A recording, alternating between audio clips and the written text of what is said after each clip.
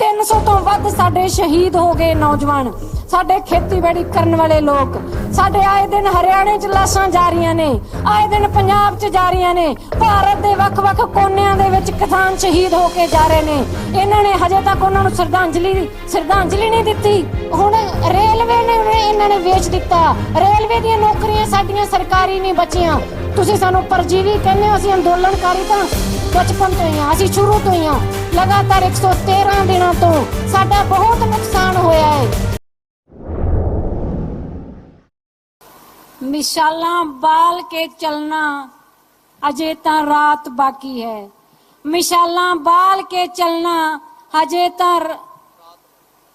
ता रात बाकी है।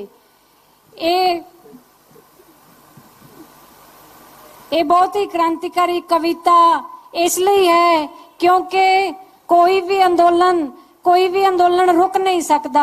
ये वाला हफ्ता जिहड़ा ये हफ्ता चल रहा है, ये शहीदां दे नाम ते हफ्ता चल रहा है। कल 19 मार्च नूं पैपसू दे शहीदां दा दिन सी।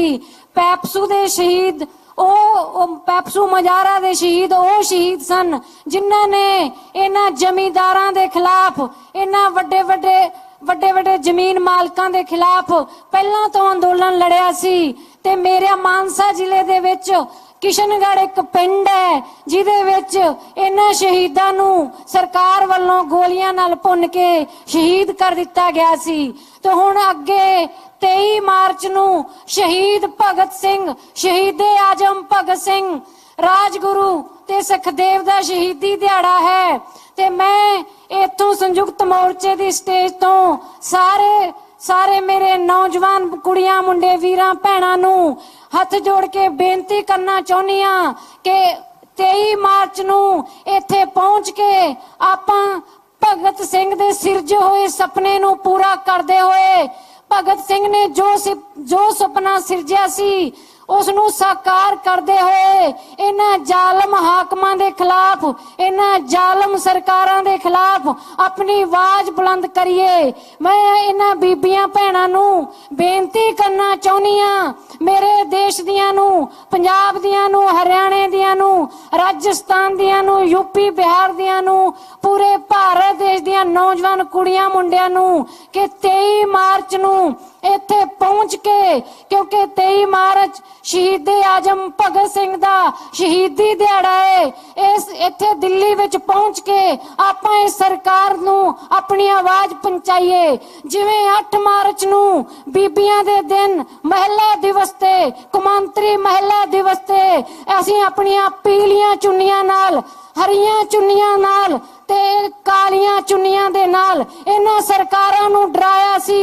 और लगातार असीं उन्हां पीलियां चुन्नियां नूं लैंदे रहांगे, हरियां चुन्नियां लैंदे रहांगे ते इन्हां सरकारां नूं तद तक डराउंदे रहांगे जद तक ये तिन्ने काले कानून वापस नहीं हुंदे। ये तिन्ने काले कानून साडे हित विच एक भी नहीं। इन्हां ने कमेटियां भी बैठियां, उन्हां ने भी दस दिता कि ये कानून किसी भी पक्ष तो साडे हित विच नहीं। इसलिए इन्हां किसानी बिल्लां दे विरोध दे विच इस बार शहीदे आजम भगत सिंह दा शहीदी दिहाड़ा भी इसे दिल्ली ते मनाया जाएगा।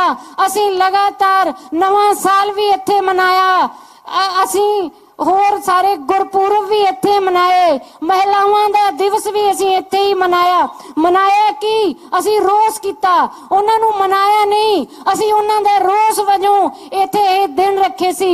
ते 23 मार्च भी संयुक्त मोर्चे वालों इत्थे काल है। 23 मार्च नूं नौजवानां ने इत्थे पहुंच के इन्हां सरकारां नूं दस देना है कि असीं अपने किसान बजुर्गां दे नाल हां। इह सोचदे ने कि इह नौजवान अलग ने, ओ दिल्ली दे वख-वख बॉर्डरां ते बैठे सारे लोग अलग अलग ने। इह मैं इत्थों दसना चाहुंदी हां, असीं सारे इक्को हां, असीं सारे किसान हां। साडी विचारधारा कोई भी होवे, साडा धर्म कोई भी होवे, साडा किसानी मुद्दा है। इस मुद्दे तो ना असीं कल पटके सी ना अज पटके हां, असीं कल भी खड़े सी ते अज भी खड़े हां।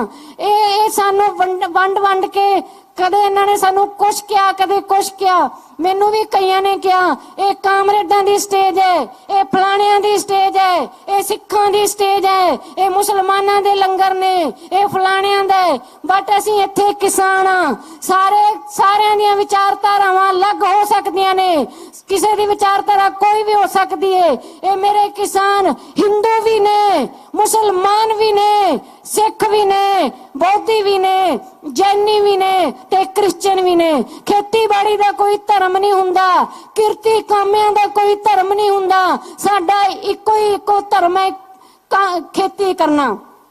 ਅਸੀਂ ਖੇਤੀ ਨੂੰ ਆਪਣੇ ਅਨੁਸ਼ਾਸਨ ਤਰੀਕੇ ਨਾਲ ਕਰਦੇ ਹਾਂ। ਤੇ ਮੈਂ ਭੈਣਾਂ ਨੂੰ ਬੜੀ ਵਾਰ ਬੇਨਤੀ ਕੀਤੀ, ਮੈਂ ਆਪਣੇ ਕਈਆਂ ਨੇ ਮੈਨੂੰ ਕਿਹਾ ਕਿ ਤੁਸੀਂ 8 ਤਰੀਕ ਤੋਂ ਬਾਅਦ ਦਿਸੇ ਨਹੀਂ। ਮੈਂ ਉਹਨਾਂ ਨੂੰ ਇਹ ਦੱਸਣਾ ਚਾਹੁੰਦੀ ਆ ਕਿ ਮੈਂ ਪਿੰਡਾਂ ਦੇ ਵਿੱਚ ਜਾ ਕੇ ਆਪਣੀਆਂ ਭੈਣਾਂ ਨੂੰ ਇਕੱਠਾ ਕਰਦੀ ਆ, ਆਪਣੇ ਨੌਜਵਾਨ ਵੀਰਾਂ ਨੂੰ ਇੱਥੇ ਆਉਣ ਲਈ ਪ੍ਰੇਰਨਾ ਦਿੰਦੀ ਆ, ਉਹਨਾਂ ਨੂੰ ਇੱਥੇ ਆਉਣ ਲਈ ਅਪੀਲ ਕਰਦੀ ਆ। ਇਸ ਲਈ ਮੈਂ ਇੱਥੇ 10 ਦਿਨ ਅਗਰ ਨਹੀਂ ਵੀ ਦਿਸਦੀ ਤੇ ਤੁਹਾਨੂੰ ਇਤਰਾਜ਼ ਨਹੀਂ ਕਰਨਾ ਚਾਹੀਦਾ, ਕਿਉਂਕਿ ਮੇਰੇ ਪਿੰਡ ਮਾਨਸਾ ਜ਼ਿਲ੍ਹੇ ਦੇ ਵਿੱਚ ਇੱਕ ਬਹੁਤ ਵੱਡਾ ਪ੍ਰੋਗਰਾਮ ਸੀ, ਉੱਥੇ ਮੈਨੂੰ ਬੁਲਾਇਆ ਗਿਆ ਸੀ ਤੇ ਮੈਂ ਉੱਥੇ ਬੀਬੀਆਂ ਨੂੰ ਇੱਥੇ ਆਉਣ ਦੀ ਅਪੀਲ ਕਰਨ ਵਾਸਤੇ ਇੱਥੋਂ ਗਈ ਸੀ ਸਵੇਰੇ 3 ਵਜੇ। ਇਸ ਲਈ ਮੈਂ ਮਿਹਨਤ ਕਰਦੀ ਹਾਂ। ਜੇ ਕੋਈ ਕਹਿੰਦਾ ਹੈ ਕਿ ਤੁਸੀਂ ਦਿਸਦੇ ਨਹੀਂ, ਦਿਸਣ ਦਾ ਮਤਲਬ ਇਹ ਨਹੀਂ ਕਿ ਆਪਾਂ ਉਹਨਾਂ ਨੂੰ ਫਿਜ਼ੀਕਲੀ ਦਿਸਦੇ ਰਹੀਏ। ਅਸੀਂ ਹਮੇਸ਼ਾ ਇੱਥੇ ਹੁੰਨੇ ਆ, ਸਾਡੀ ਸੋਚ ਇੱਥੇ ਹੈ, ਸਾਡੀ ਆਤਮਾ ਹੀ ਇੱਥੇ ਵਸਦੀ ਏ। ਜਦੋਂ ਤੱਕ ਇਹ ਬਿੱਲ ਵਾਪਸ ਨਹੀਂ ਹੋਣਗੇ ਅਸੀਂ ਇੱਥੋਂ ਹਿੱਲ ਨਹੀਂ ਸਕਦੇ। ਮੈਂ ਪੰਜਾਬ ਦੇ ਵਿੱਚ ਬੈਠੇ ਆਪਣੇ ਭੈਣਾਂ ਭਰਾਵਾਂ ਨੂੰ, ਨੌਜਵਾਨ ਵੀਰਾਂ ਨੂੰ ਕਹਿਣਾ ਚਾਹੁੰਦੀ ਹਾਂ ਕਿ 23 ਤਰੀਕ ਨੂੰ ਭਾਵੇਂ ਖਟਕਲ ਕਲਾਂ ਭਗਤ ਸਿੰਘ ਦਾ ਪਿੰਡ ਹੈ, ਅਸੀਂ ਉੱਥੇ ਵੀ ਪਹੁੰਚਣਾ ਹੈ। ਬਟ ਇੱਥੇ ਵੀ ਤੁਸੀਂ ਵੱਧ ਤੋਂ ਵੱਧ ਪਹੁੰਚ ਕੇ ਇਸ ਸੰਯੁਕਤ ਮੋਰਚੇ ਦੀ ਸਟੇਜ ਤੇ ਪਹੁੰਚ ਕੇ ਆਪਾਂ ਇੱਥੋਂ ਜ਼ਾਲਮ ਸਰਕਾਰਾਂ ਨੂੰ ਦੱਸੀਏ ਕਿ ਸਾਡੇ ਭਗਤ ਸਿੰਘ ਨੇ ਕਿਹੋ ਜਿਹੇ ਸਮਾਜ ਦੀ ਗੱਲ ਕੀਤੀ ਸੀ। ਉਹਨਾਂ ਨੇ ਇੱਕ ਐਸੇ ਸਮਾਜ ਦੀ ਗੱਲ ਕੀਤੀ ਸੀ ਜਿਹਦੇ ਵਿੱਚ ਸਾਰੇ ਲੋਕ ਬਰਾਬਰ ਹੋਣਗੇ। ਲੋਕ ਕਹਿੰਦੇ ਨੇ ਕਿ ਭਗਤ ਸਿੰਘ ਨਾਸਤਿਕ ਸੀ। ਹਾਂ, ਭਗਤ ਸਿੰਘ ਦਾ ਧਰਮ ਕਿਰਤੀ ਸਾਰਿਆਂ ਨੂੰ ਬਰਾਬਰ ਦੇ ਹੱਕ ਦਿਲਾਉਣਾ ਸੀ, ਇਹ ਭਗਤ ਸਿੰਘ ਦਾ ਧਰਮ ਸੀ। ਅਸੀਂ ਇਸ ਚੀਜ਼ ਨੂੰ ਨਹੀਂ ਭੁੱਲ ਸਕਦੇ। ਬਰਾਬਰਤਾ ਦਾ ਧਰਮ ਵੀ ਸਿੱਖੀ ਧਰਮ ਹੈ, ਬਰਾਬਰਤਾ ਦਾ ਧਰਮ ਵੀ ਹਿੰਦੂ ਧਰਮ ਹੈ।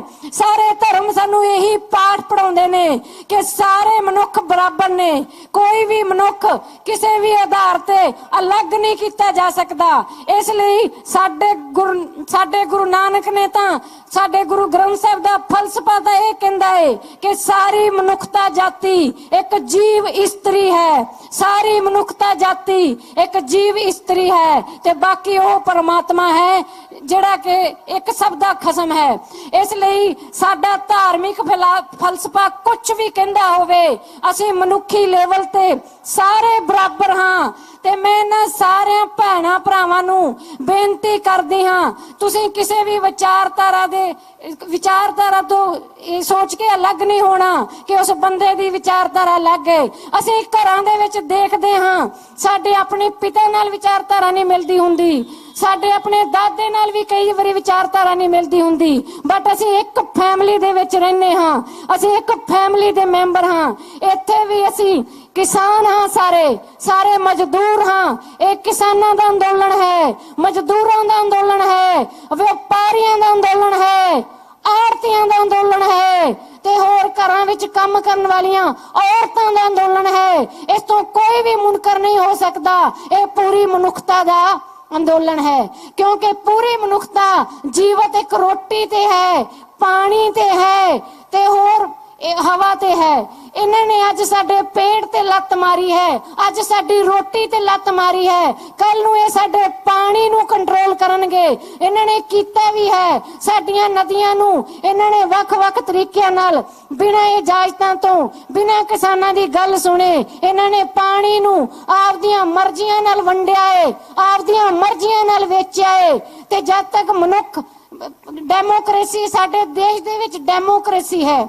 ਡੈਮੋਕ੍ਰੇਸੀ ਦਾ ਮਤਲਬ ਇਹੀ ਹੁੰਦਾ ਹੈ ਲੋਕਾਂ ਦੀ, ਲੋਕਾਂ ਦੁਆਰਾ, ਲੋਕਾਂ ਲਈ ਸਰਕਾਰ, ਲੋਕਾਂ ਦੁਆਰਾ ਬਣਾਈ ਗਈ, ਲੋਕਾਂ ਦੇ ਲਈ ਬਣਾਈ ਗਈ ਤੇ ਲੋਕਾਂ ਦੀ ਹੀ ਸਰਕਾਰ। ਹੁਣ ਇਹ ਦੇਖੋ, ਇਹ ਲੋਕ ਨੇ, ਇਹ ਸਾਡੀ ਗੱਲ ਸੁਣਦੇ ਨੇ। ਅਸੀਂ ਪਿਛਲੇ ਇੱਥੇ 113 ਦਿਨ ਸਾਨੂੰ ਇੱਥੇ ਹੋ ਗਏ, 113 दिन तो ਵੱਧ ਅਸੀਂ ਪੰਜਾਬ 'ਚ ਬੈਠੇ ਤੇ ਦਿੱਲੀ ਦੇ ਵੱਖ-ਵੱਖ ਬਾਰਡਰਾਂ ਤੇ ਅਸੀਂ ਬੈਠੇ, ਹਜੇ ਤੱਕ ਇਹਨਾਂ ਨੂੰ ਗੱਲਾਂ ਨਹੀਂ ਸੁਣਦੀਆਂ ਸਾਡੀਆਂ। ਇਹਨਾਂ ਨੂੰ ਸਭ ਪਤਾ ਹੈ, ਇਹਨਾਂ ਦੇ ਆਈਟੀ ਸੈੱਲ ਸਾਡੇ ਉੱਤੇ ਸਾਰਾ ਦਿਨ ਕੰਮ ਕਰਦੇ ਨੇ, ਇਹਨਾਂ ਨੂੰ ਸਾਰਾ ਕੁਝ ਪਤਾ ਹੈ। ਬਟ ਇਹਨਾਂ ਨੂੰ ਹੁਣ ਅਸੀਂ ਵੋਟਾਂ ਦੇ ਨਾਲ ਹਰਾਉਣਾ ਹੈ, ਵੋਟਾਂ ਦੇ ਨਾਲ ਹਰਾਉਣਾ ਹੈ। ਇਹ ਕੋਈ ਸਮਾਂ ਦੂਰ ਨਹੀਂ ਹੈਗਾ।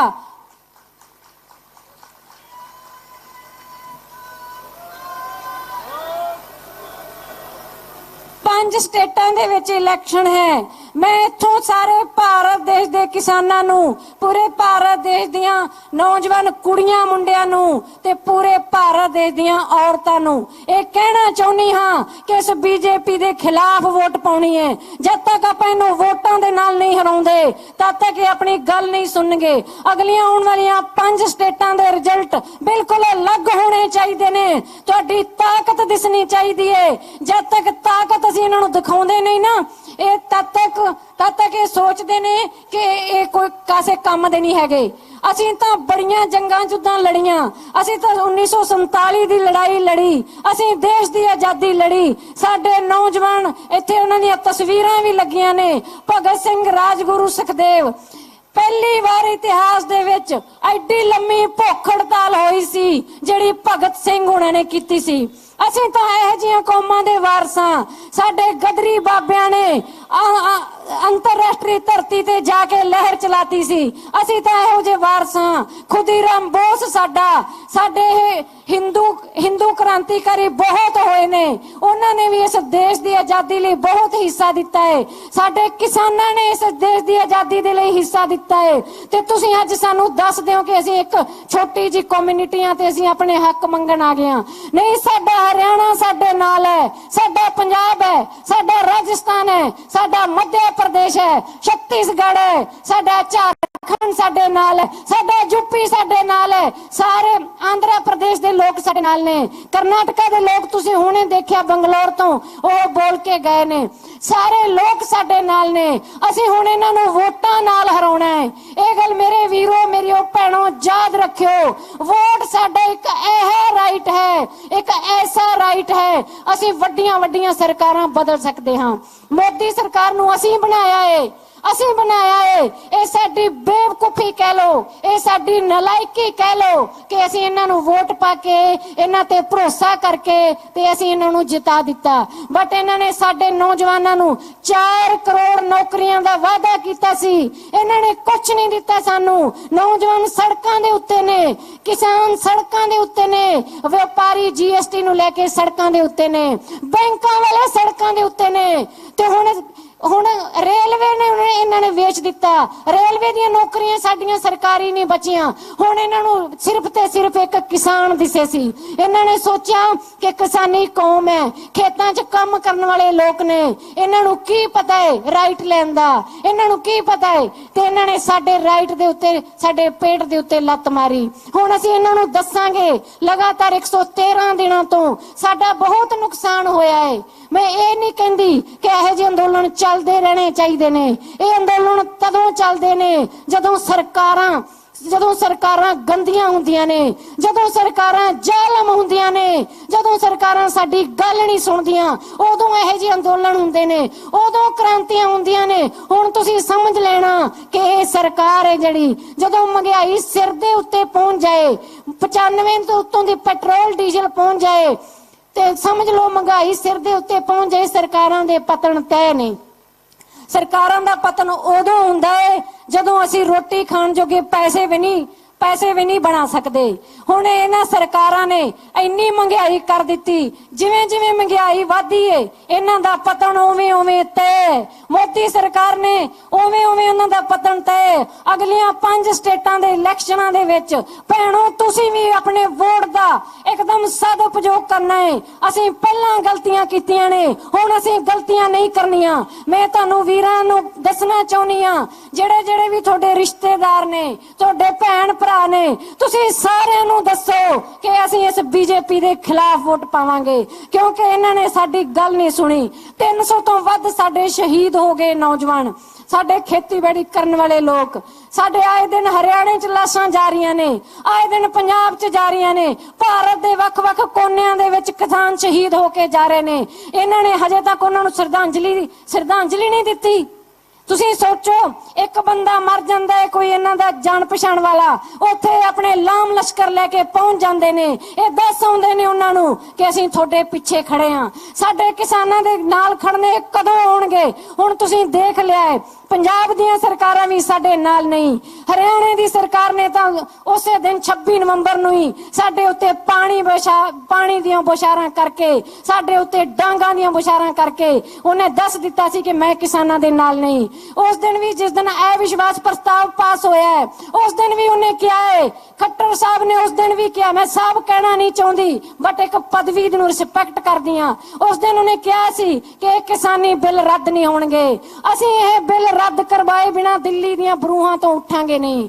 ਮੈਂ ਹਰ ਵਾਰ ਸਟੇਜ ਤੋਂ ਇਹੀ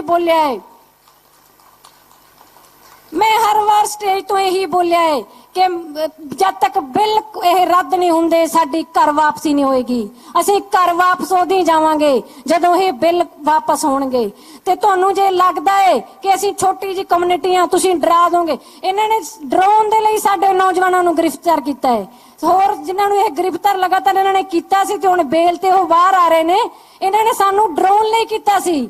ਤੇ ਅਸੀਂ ਇਹਨਾਂ ਨੂੰ ਦੱਸ ਦੇਣਾ ਚਾਹੁੰਦੇ ਹਾਂ, ਅਸੀਂ ਹਮੇਸ਼ਾ ਕ੍ਰਾਂਤੀਆਂ ਕੀਤੀਆਂ। ਸਾਡੇ ਮਦਨ ਲਾਲ ਢੀਂਗਰਾ ਨੂੰ ਦੇਖ ਲਓ, ਕਰਤਾਰ ਸਿੰਘ ਸਰਾਭੇ ਨੂੰ ਪੜ੍ਹ ਲਓ, ਸਾਡੇ ਭਗਤ ਸਿੰਘ ਨੂੰ ਪੜ੍ਹ ਲਓ, ਰਾਜਗੁਰੂ ਸੁਖਦੇਵ ਨੂੰ ਪੜ੍ਹ ਲਓ, ਸਾਡੇ ਉਹਨਾਂ ਗਦਰੀ ਬਾਬਿਆਂ ਨੂੰ ਪੜ੍ਹ ਲਓ, ਉਹਨਾਂ ਦੇ ਇਤਿਹਾਸ ਪੜ੍ਹ ਲਓ। ਅਸੀਂ ਚਾਚੇ ਅਜੀਤ ਸਿੰਘ ਨੇ ਤਾਂ 9 ਮਹੀਨੇ ਅੰਦੋਲਨ ਲੜਿਆ ਸੀ, ਹਜੇ ਤਾਂ ਸਾਡੇ 3.5 ਮਹੀਨੇ ਹੋਏ ਨਹੀਂ, ਹਜੇ ਪੂਰੇ 3.5 ਮਹੀਨੇ। ਤੇ ਅਸੀਂ 9 ਮਹੀਨੇ ਤੋਂ ਵੀ ਜ਼ਿਆਦਾ ਅੰਦੋਲਨ ਲੜ ਸਕਦੇ ਹਾਂ। ਅਸੀਂ ਤਾਂ ਰਾਸ਼ਨ 6 ਮਹੀਨਿਆਂ ਦਾ ਲੈ ਕੇ ਤੁਰੇ ਸੀ। ਮੈਨੂੰ ਲੱਗਦਾ ਕਿ 6 ਮਹੀਨਿਆਂ ਤੋਂ ਪਹਿਲਾਂ ਤੁਹਾਨੂੰ ਇਹ ਕਾਨੂੰਨ ਵਾਪਸ ਕਰਨੇ ਪੈਣਗੇ, ਨਹੀਂ ਤਾਂ ਤੁਹਾਡਾ ਵੀ ਨੁਕਸਾਨ ਲਗਾਤਾਰ ਤੁਸੀਂ ਦੇਖ ਰਹੇ। ਇਹ ਸਰਕਾਰਾਂ ਡਰੀਆਂ ਹੋਈਆਂ ਨੇ, ਇਹਨਾਂ ਦੇ ਵੀ ਨੁਕਸਾਨ ਹੋ ਰਹੇ ਨੇ, ਬਟ ਇਹ ਮੰਨਣਾ ਨਹੀਂ ਚਾਹੁੰਦੇ ਕਿਉਂਕਿ ਇਹਨਾਂ ਦਾ ਅਹੰਕਾਰ ਹੈ, ਇਹਨਾਂ ਦਾ ਅਹੰਕਾਰ ਬੋਲਦਾ ਹੈ। ਇਹ ਮੰਨਣਾ ਨਹੀਂ ਚਾਹੁੰਦੇ, ਇਹ ਦੱਸਣਾ ਨਹੀਂ ਚਾਹੁੰਦੇ। ਕੱਲ ਪਰਸੋਂ ਮੇਘਾਲਿਆ ਦੇ ਗਵਰਨਰ ਨੇ ਇਹਨਾਂ ਨੂੰ ਸਾਫ਼ ਦੱਸ ਦਿੱਤਾ ਕਿ ਕਿਸਾਨਾਂ ਨੂੰ ਇੱਥੋਂ ਖਾਲੀ ਨਾ ਮੋੜਿਆ ਜਾਵੇ, ਕਿਸਾਨਾਂ ਨੂੰ ਖਾਲੀ ਨਾ ਮੋੜਿਆ ਜਾਵੇ। ਉਸ ਗਵਰਨਰ ਨੇ ਦੱਸ ਦਿੱਤਾ ਕਿ ਇਹ ਖਾਲੀ ਘਰ ਨਹੀਂ ਜਾਣਗੇ। ਇਹ ਜਿਹੇ ਅੰਦੋਲਨ 300 ਸਾਲਾਂ ਤੱਕ ਨਹੀਂ ਭੁੱਲ ਸਕਦੇ। ਮੋਦੀ ਸਰਕਾਰ ਨੂੰ ਮਾਫੀ ਮੰਗਣੀ ਚਾਹੀਦੀ ਹੈ। ਸਾਡੇ ਹੋਏ ਨੁਕਸਾਨ ਨੂੰ, ਸਾਡੇ ਸ਼ਹੀਦਾਂ ਦਾ ਦਰਜਾ ਦੇਣਾ ਚਾਹੀਦਾ ਹੈ ਤੇ ਸਾਡੇ ਤੋਂ ਮਾਫੀ ਮੰਗਣੀ ਚਾਹੀਦੀ ਹੈ ਤੇ ਸਾਡੇ ਇਹ ਬਿੱਲ ਜਲਦੀ ਤੋਂ ਜਲਦੀ ਵਾਪਸ ਕਰਨੇ ਚਾਹੀਦੇ ਨੇ। ਅਸੀਂ ਤਾਂ ਹੀ ਜਾਵਾਂਗੇ। ਇਹ ਮੋਦੀ ਸਰਕਾਰ ਇਹ ਨਾ ਸੋਚੇ ਕਿ ਅਸੀਂ ਸਿੱਖ ਖਾਲੀ ਇੱਥੇ ਆ, ਸਾਰੇ ਸਾਡੇ ਨਾਲ। ਮੈਂ ਪਹਿਲਾਂ ਵੀ ਦੱਸਿਆ, ਸਾਡਾ ਇਤਿਹਾਸ ਹੀ ਸ਼ਹੀਦੀਆਂ ਦੇ ਰਿਹਾ ਹੈ। ਅਸੀਂ ਸ਼ਹੀਦੀਆਂ ਤੋਂ ਵੀ ਨਹੀਂ ਡਰਦੇ। ਮੈਂ ਪਹਿਲਾਂ ਵੀ ਉਸ ਦਿਨ 8 ਮਾਰਚ ਨੂੰ ਵੀ ਦੱਸਿਆ ਸੀ ਕਿ ਮੇਰੀਆਂ ਭੈਣਾਂ ਦੀ ਵੀ ਸ਼ਹੀਦੀਆਂ ਦੀ ਜ਼ਰੂਰਤ ਪਈ, ਸਾਡੀ ਵੀ ਸ਼ਹੀਦੀਆਂ ਦੀ ਜ਼ਰੂਰਤ ਪਈ। ਅਸੀਂ ਆਪਣੇ ਕਿਸਾਨ ਵੀਰਾਂ ਨੂੰ ਕਹਿਣਾ ਚਾਹੁੰਦੇ ਹਾਂ, ਇਹ ਤੁਹਾਨੂੰ ਕਹਿਣ ਦੀ ਲੋੜ ਨਹੀਂ ਪਏਗੀ। ਅਸੀਂ ਸਿੱਧੇ ਖੜੇ ਹਾਂ। ਅਸੀਂ ਗੋਲੀਆਂ ਆਪਦੇ ਸੀਨੇ ਤੇ ਜਰਨਾ ਜਾਣਦੇ ਹਾਂ। ਸਾਨੂੰ ਪਤਾ ਹੈ ਜਦੋਂ ਲੋੜ ਪਈ, ਜਦੋਂ ਲੱਗਦਾ ਹੋਇਆ ਕਿ ਇਹ ਸਰਕਾਰਾਂ ਨਹੀਂ ਸੰਭਲਣਗੀਆਂ ਤੇ ਅਸੀਂ ਅੱਗੇ ਖੜ ਜਾਾਂਗੇ, ਅਸੀਂ ਦੇਖ ਲਾਂਗੇ। ਸਾਡਾ ਆਪਦਾ ਮੁੱਦਾ ਹੈ, ਕਿਸੇ ਨੂੰ ਵੀ ਆਵਾਜ਼ ਮਾਰਨੀ ਨਾ ਪਵੇ। ਮੇਰੀਓ ਭੈਣੋ, ਤੁਸੀਂ ਹਮੇਸ਼ਾ ਤਿਆਰ ਰਿਹਾ ਕਰੋ। ਹੁਣ ਇਹ ਫਸਲ ਦਾ ਸਮਾਂ ਹੈ। ਜੇ ਮੇਰੇ ਵੀਰ ਉੱਥੇ ਫਸਲਾਂ ਨੂੰ ਸਾਂਭਣ ਲਈ ਜਾਂਦੇ ਨੇ ਤਾਂ ਸਾਨੂੰ ਇੱਥੇ ਹੋਣਾ ਚਾਹੀਦਾ ਹੈ। ਮੈਂ ਇਹਨਾਂ ਮਾਧਿਅਮਾਂ ਰਾਹੀਂ, ਇਹਨਾਂ ਟੀਵੀ ਚੈਨਲਾਂ ਰਾਹੀਂ ਆਪਦੀਆਂ ਭੈਣਾਂ ਨੂੰ ਸੰਦੇਸ਼ ਪਹੁੰਚਾਉਣਾ ਚਾਹੁੰਦੀ ਹਾਂ। ਇਹ ਫਸਲਾਂ ਦਾ ਸਮਾਂ ਹੈ। ਜੇ ਸਾਡੇ ਵੀਰ ਉੱਧਰ ਜਾਂਦੇ ਨੇ ਤਾਂ ਅਸੀਂ ਇਹ ਸੰਭਾਲਣਾ ਹੈ। ਜੇ ਇਹ ਇੱਥੇ ਆਉਂਦੇ ਨੇ ਤਾਂ ਅਸੀਂ ਘਰ ਵੀ ਸੰਭਾਲਾਂਗੇ, ਅਸੀਂ ਖੇਤ ਵੀ ਸੰਭਾਲਣਾ ਹੈ। ਅਸੀਂ ਸਦੀਆਂ ਤੋਂ ਸੰਭਾਲਦੇ ਆਏ ਹਾਂ। ਅਸੀਂ ਘਰਾਂ ਦੀਆਂ ਰਸੋਈਆਂ ਦੇ ਕੰਮ ਕਰ ਸਕਦੇ ਹਾਂ, ਅਸੀਂ ਲੰਗਰ ਪਕਾ ਸਕਦੇ ਹਾਂ, ਅਸੀਂ ਪਾਇਲਟ ਬਣ ਸਕਦੇ ਹਾਂ, ਅਸੀਂ ਸਰਕਾਰਾਂ ਵੀ ਬਣ ਸਕਦੇ ਹਾਂ। ਇਸ ਕਰਕੇ ਅਸੀਂ ਅੰਦੋਲਨਕਾਰੀ ਤਾਂ ਹਾਂ ਹੀ ਹਾਂ। ਤੁਸੀਂ ਸਾਨੂੰ ਪਰਜੀਵੀ ਕਹਿੰਦੇ ਹੋ, ਅਸੀਂ ਅੰਦੋਲਨਕਾਰੀ ਤਾਂ ਬਚਪਨ ਤੋਂ ਹੀ ਹਾਂ, ਅਸੀਂ ਸ਼ੁਰੂ ਤੋਂ ਹੀ ਹਾਂ। ਮੈਂ 6 ਸਾਲ ਦੀ ਸੀ ਜਦੋਂ ਪਹਿਲੀ ਵਾਰ ਸਟੇਜ ਤੇ ਚੜ ਕੇ ਬੋਲੀ ਸੀ। 6 ਸਾਲ ਉਹ ਵੀ ਇਹਨਾਂ ਜ਼ੁਲਮਾਂ ਦੇ ਖਿਲਾਫ। ਤੇ ਇਸ ਲਈ ਵੀਰੋ ਮਨੁੱਖਤਾ ਸਾਡਾ ਧਰਮ ਹੋਣਾ ਚਾਹੀਦਾ ਹੈ। ਸਾਡਾ ਨਾ ਤਾਂ ਬਾਬੇ ਨਾਨਕ ਨੇ ਆਖਿਆ ਕਿ ਉਹਦੇ ਚ ਵਿਤਕਰਾ ਕਰੋ। ਅਸਲ ਕ੍ਰਾਂਤੀ ਤਾਂ ਬਾਬੇ ਨਾਨਕ ਤੋਂ ਹੀ ਸ਼ੁਰੂ ਹੋ ਗਈ ਸੀ। ਸਾਡਾ ਇਨਕਲਾਬ ਤਾਂ ਬਾਬੇ ਨਾਨਕ ਤੋਂ ਹੀ ਸ਼ੁਰੂ ਹੋ ਗਿਆ ਸੀ, ਜਦੋਂ ਉਹਨਾਂ ਨੇ ਭੇਦ ਭਾਵ ਦੇ ਖਿਲਾਫ ਆਪਣੀ ਆਵਾਜ਼ ਬੁਲੰਦ ਕੀਤੀ ਸੀ, ਜਦੋਂ ਉਹਨਾਂ ਨੇ ਆਪਣੇ ਹਲ ਦੇ ਨਾਲ ਸੁਲਤਾਨਪੁਰ ਦੀ ਧਰਤੀ ਦੇ ਉੱਤੇ ਹਲ ਵਾਹਿਆ ਸੀ, ਉਦੋਂ ਤੋਂ ਹੀ ਸਾਡਾ ਇਨਕਲਾਬ ਸ਼ੁਰੂ ਹੋ ਗਿਆ ਸੀ। ਜਦੋਂ ਉਹਨਾਂ ਨੇ ਕਿਰਤ ਕਰੋ, ਨਾਮ ਜਪੋ ਤੇ ਵੰਡ ਛਕੋ ਦਾ ਇਹ ਇਨਕਲਾਬ ਦਾ ਨਾਰਾ ਦਿੱਤਾ ਸੀ, ਸਾਡਾ ਇਨਕਲਾਬ ਉਦੋਂ ਹੀ ਸ਼ੁਰੂ ਹੋ ਗਿਆ ਸੀ। ਤੇ ਇਹ ਚੱਲਦਾ ਹੋਇਆ ਅੱਗੇ ਗੁਰੂ ਗੋਬਿੰਦ ਸਿੰਘ ਜੀ ਨੇ 1999 ਦੇ ਵਿੱਚ 13 ਅਪ੍ਰੈਲ ਨੂੰ ਖਾਲਸਾ ਪੰਥ ਦੀ ਸਾਜਨਾ ਕਰਕੇ ਸਾਰੇ ਮਨੁੱਖਾਂ ਨੂੰ ਇੱਕੋ ਬਾਟੇ ਦੇ ਵਿੱਚ ਅੰਮ੍ਰਿਤ ਛਕਾਇਆ ਸੀ। ਸਾਰੇ ਮਨੁੱਖਾਂ ਨੂੰ, ਸਾਰੀਆਂ ਭੈਣਾਂ ਨੂੰ, ਸਾਰੇ ਵੀਰਾਂ ਨੂੰ ਤਾਂ ਇਹੀ ਸੰਦੇਸ਼ ਦਿੱਤਾ ਸੀ ਕਿ ਸਾਰੇ ਮਨੁੱਖ ਬਰਾਬਰ ਨੇ। ਸਾਡਾ ਹਿੰਦੂ ਧਰਮ ਦਾ, ਸਨਾਤਨ ਧਰਮ ਦਾ ਫਲਸਫਾ ਵੀ ਇਹੀ ਕਹਿੰਦਾ ਹੈ ਕਿ ਸਾਰੇ ਮਨੁੱਖ ਬਰਾਬਰ ਨੇ। ਇਹ ਸਤਿ ਸ੍ਰੀ ਅਕਾਲ। ਇਹ ਤਾਂ ਵੰਡੀਆਂ ਇਹਨਾਂ ਦੀਆਂ ਗੰਦੀਆਂ ਰਾਜਨੀਤੀਆਂ ਨੇ ਪਾਈਆਂ ਨੇ। ਹੁਣ ਇਹ ਅੰਦੋਲਨ ਚੱਲਣ ਕਰਕੇ ਸਾਨੂੰ ਇੱਕ ਤਾਂ ਚੀਜ਼ ਸਮਝ ਆ ਗਈ ਕਿ ਇਹ ਰਾਜਨੀਤਿਕ ਅਲੱਗ ਨੇ ਤੇ ਸਾਡੀ ਇਹ ਆਵਾਮ ਅਲੱਗ ਸੋਚਦੀ ਏ। ਸਾਡੀ ਆਵਾਮ ਲਾਮਬੰਦ ਹੋਣੀ ਚਾਹੀਦੀ ਏ, ਸਾਡੇ ਲੋਕ ਲਾਮਬੰਦ ਹੋਣੇ ਚਾਹੀਦੇ ਨੇ ਤਾਂ ਕਿ ਅਸੀਂ ਭਗਤ ਸਿੰਘ ਦੇ ਸਿਰਜੇ ਹੋਏ ਸਮਾਜ ਦੀ ਗੱਲ ਕਰ ਸਕੀਏ, ਉਹਨੂੰ ਸਾਕਾਰ ਬਣਾ ਸਕੀਏ। ਇਸ ਲਈ 23 ਮਾਰਚ ਨੂੰ ਮੇਰੇ ਵੀਰ ਨੌਜਵਾਨ ਭੈਣਾਂ ਭਰਾ ਇੱਥੇ ਪਹੁੰਚ ਕੇ ਇਹਨਾਂ ਸਰਕਾਰਾਂ ਨੂੰ ਦੱਸ ਦਈਏ ਕਿ ਅਸੀਂ ਆਪਣੇ ਭਗਤ ਸਿੰਘ ਵਾਲੀ ਲਾਈਨ ਤੇ ਹਾਂ। ਅਸੀਂ ਉਹੋ ਜਿਹਾ ਹੀ ਸਮਾਜ ਸਿਰਜਣਾ ਚਾਹੁੰਦੇ ਹਾਂ। ਸਾਨੂੰ ਉਹੋ ਜਿਹਾ ਸਮਾਜ ਹੀ ਚਾਹੀਦਾ ਹੈ। ਅਸੀਂ ਉਹੋ ਜਿਹੇ ਸਮਾਜ ਦੇ ਹੀ, ਅਸੀਂ ਕਿਰਤੀ ਮਜ਼ਦੂਰਾਂ ਦੀ ਗੱਲ ਕਰਨ ਵਾਲੇ ਹਾਂ, ਉਹਨਾਂ ਨੂੰ ਹੱਕ ਦਿਵਾਉਣ ਵਾਲੇ ਹਾਂ, ਉਹਨਾਂ ਦੇ ਹੱਕ ਮਰਨ ਨਹੀਂ ਦੇਵਾਂਗੇ। ਇਸ ਕਰਕੇ ਵੀਰੋ ਵੱਧ ਤੋਂ ਵੱਧ ਪਹੁੰਚ ਕੇ 23 ਮਾਰਚ ਨੂੰ ਇੱਥੇ ਆਪਾਂ ਉਹਨਾਂ ਦੀ ਸ਼ਰਧਾਂਜਲੀ ਦੇਵਾਂਗੇ, ਇੱਥੇ ਉਹਨਾਂ ਦਾ ਸ਼ਹੀਦੀ ਦਿਹਾੜਾ ਮਨਾਵਾਂਗੇ। ਵਾਹਿਗੁਰੂ ਜੀ ਕਾ ਖਾਲਸਾ, ਵਾਹਿਗੁਰੂ ਜੀ ਕੀ ਫਤਿਹ।